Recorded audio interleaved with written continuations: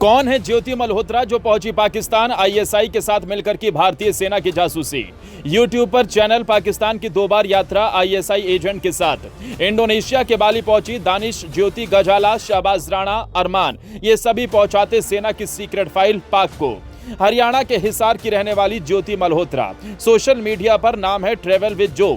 इस YouTube channel पर 3,77,000 से ज्यादा सब्सक्राइबर हैं और इंस्टाग्राम पर अच्छी खासी फैन फॉलोइंग। लेकिन इसी चमकते चेहरे के पीछे छिपा था एक खतरनाक एजेंडा, देशद्रोह का एजेंडा।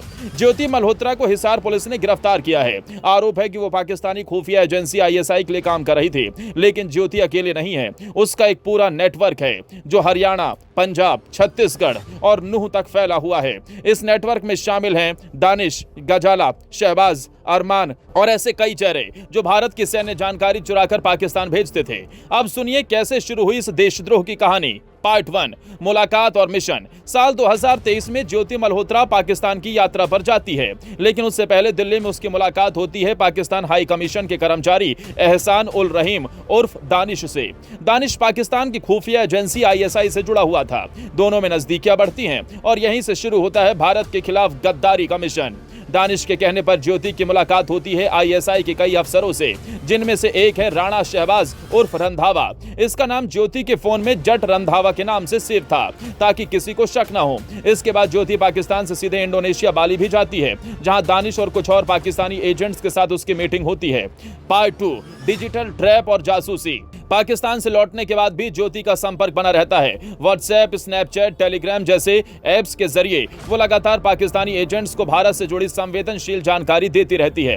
एफआईआर में लिखा है कि ज्योति कम से कम 2 बार पाकिस्तान गई। उसने आर्मी की मूवमेंट, बेस लोकेशन और डिफेंस एक्सपो जैसी जगहों की पूरी डिटेल आईएसआई को दी। और इतना ही नहीं, पहलगाम आतंकी हमले से पहले भी ज्योति 6 दिनों तक श्रीनगर में रुके। उसने पहलगाम का वीडियो बनाया और अपलोड किया, लेकिन शक है कि उसके पीछे इरादा सिर्फ ट्रैवलिंग नहीं था बल्कि कुछ और भी था। पार्ट 3, गजाला की कहानी। ज्योति के साथ साथ एक और महिला का नाम सामने आता है, गजाला, जो पंजाब की रहने वाली है। गजाला की मुलाकात भी होती है आईएसआई एजेंट दानिश से और फिर दोनों के बीच नजदीकियां बढ़ती हैं। गजाला 2 बार पाकिस्तान का वीजा अप्लाई करती है और अब जो सबसे चौंकाने वाली बात सामने आई है वो ये है कि 22 अप्रैल को जैसे ही पहलगाम में आतंकी हमला होता है, गजाला तुरंत पाक हाई कमीशन पहुंचती है और अगले ही दिन उसका वीजा मंजूर हो जाता है। क्या ये महज इत्तेफाक है या एक बड़ा प्लान? अरमान, पाकिस्तान का भारतीय लिंक। अब बात करते हैं इस नेटवर्क के सबसे चालाक एजेंट की, अरमान, जो हरियाणा के नूह यानी मेवात से है। अरमान का काम था भारत में इस नेटवर्क को संचालित करना। वो पाकिस्तान हाई कमीशन के इशारे पर सिम कार्ड, फोन, पैसों की व्यवस्था करता। यहां तक कि 2025 के डिफेंस एक्सपो में भी गया। यहां से कई गोपनीय जानकारियां जुटाकर पाकिस्तान भेजी।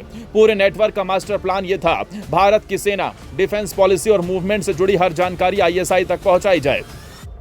पार्ट 5, अब तक की कार्रवाई। अब तक की जांच में 6 जासूस गिरफ्तार हो चुके हैं। इनमें ज्योति, गजाला, अरमान जैसे नाम तो हैं ही, लेकिन कई और संदिग्धों की तलाश जारी है।